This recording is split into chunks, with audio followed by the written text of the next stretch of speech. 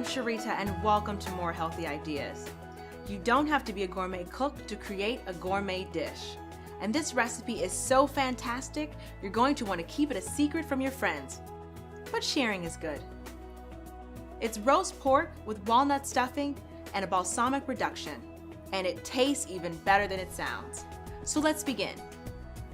I've preheated my oven to 325 degrees because our first step is to toast our walnuts. Just place them on the baking sheet and bake for 10 minutes. This will enhance their nutty flavor. And when done, let the walnuts cool, and then we're going to chop them coarsely.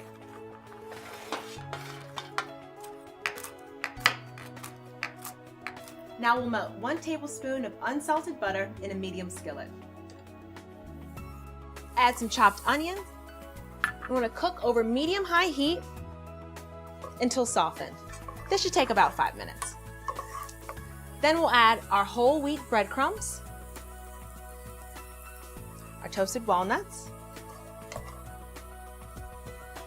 rosemary, and parsley.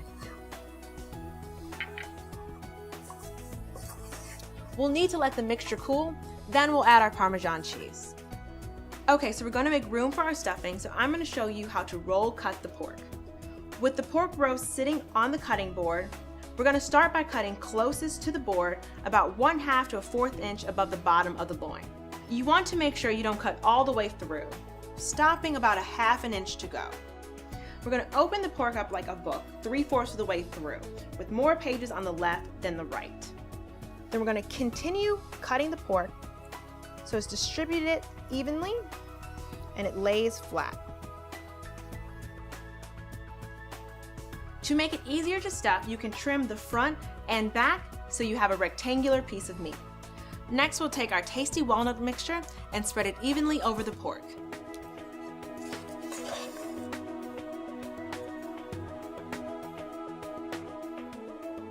When finished, we'll tightly roll our pork loin, creating a long roll. You can tie it up at 1-inch intervals with cotton string or secure the seam with toothpicks. Finally, coat the pork roll with coarsely ground pepper.